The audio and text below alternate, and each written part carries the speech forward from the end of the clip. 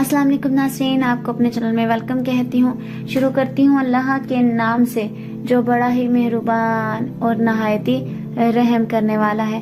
अस्सलातु वस्सलामु अलैका या रसूलल्लाह व अला आलिका व सहाबिका या हबीबल्लाह।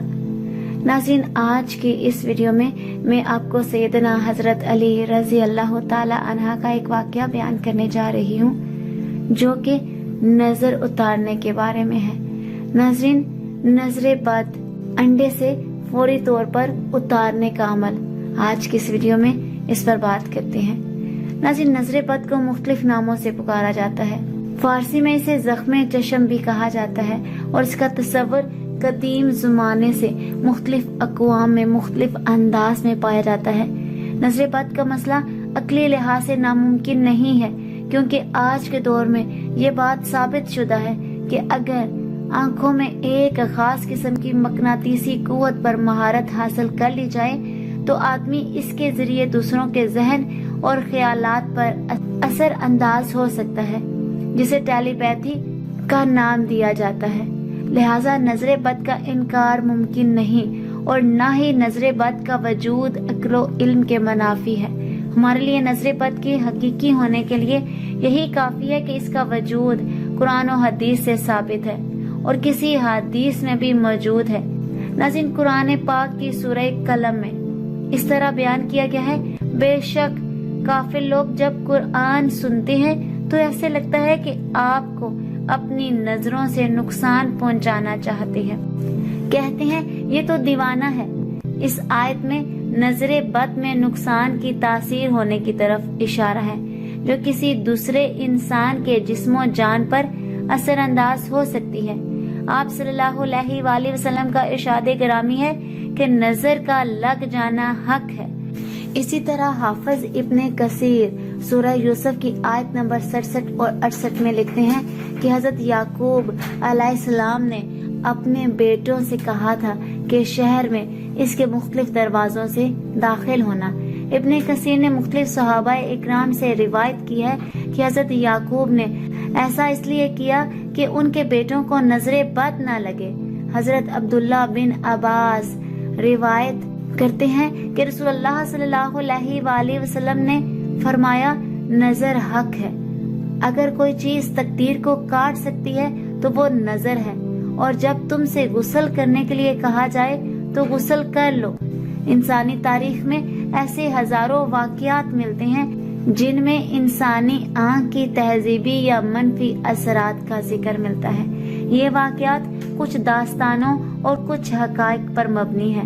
इंसानी आँख से खारिज होने वाली मनफी कुव्वत या मनफी शुआओं में ये असर है कि वो किसी की जिंदगी में बहुत मुश्किलात लाने का सबब बन सकती हैं। इंसानी आँख से जब मनफी कुव्वत खारिज होती है तो इसे आम इस्लाह में नजरे बद कहा जाता है।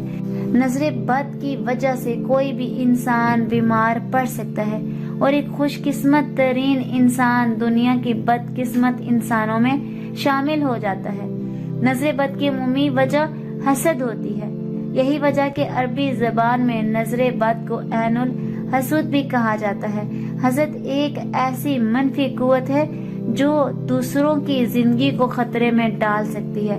नजर ऐसी मनफी शुआएं खारिज करती है जिससे मुतासर होने वाले इंसान के इर्द गिर्द हर वक्त एक मनफी कुव्वत का दायरा बन जाता है। नजरे बद लगाने वाला दूसरों के मुतल्लिक बुरी सोच रखता है।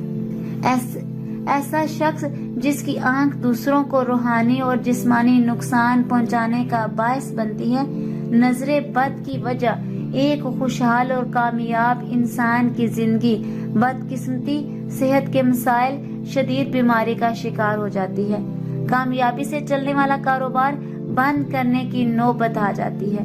एक अमीर आदमी गुर्बत की जिंदगी गुजारने पर मजबूर हो जाता है।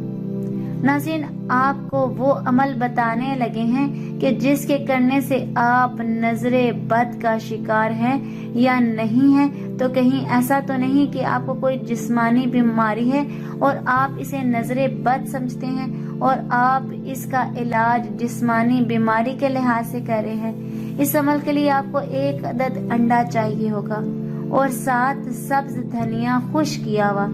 آپ نے یہ انڈا لے کر 7 جگہ یہ کلمات لکھنے ہیں، وصلی اللہ علی سیدنا محمد وعلی آلہ وصحبہ وسلم تسلیما مدحا کرہا، اور اس انڈے کو اپنی ہتھیلی پر رکھ کر اس کے نیچے دھنیے کی دھونی جلانی ہے، اور اس دوران آپ نے سورہ اخلاص پڑھتے رہنا ہے، اور جب آپ کو محسوس ہو کہ انڈا کھڑے ہونے لگا ہے تو اس انڈے کو توڑ دے۔ اگر اس میں سرخ نشان دیکھیں تو جان لیں کہ نظر بد ہے، اور اگر انڈے کے اندر سرخ نقطے یا نشان نہ ہو تو اس کا مطلب آپ نظر بد نہیں ہے، آپ کو نظر بد نہیں لگی ہے بلکہ جسمانی بیماری ہے۔ اگر انڈے میں سرخ نشان پایا جائے تو اس میں تھوڑی سی زردی نکال کر ماتھے پر مالش کر لیں، اور اس کے بعد نظر بد کا اثر جاتا رہے گا۔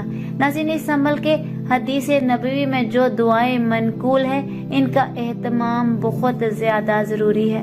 سب سے زیادہ بہتر ماس 3 یعنی سورہ ناس، سورہ فلق کا اہتمام اور دم کیا جائے، اس کے ساتھ دعائیں پڑھنے کا بھی اہتمام کیا جائے۔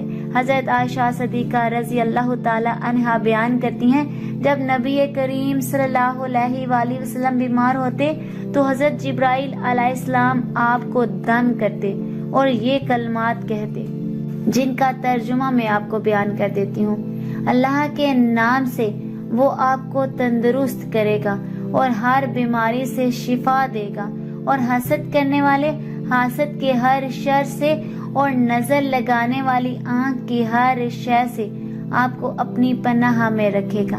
آج کی اس ویڈیو میں اتنا ہی۔ ناظرین، اپنا بہت سا خیال رکھیے گا، مجھے اپنی دعاؤں میں یاد رکھنا مت بھولیے گا۔ ملتے ہیں اگلی ویڈیو میں، تب تک کے لیے اللہ حافظ۔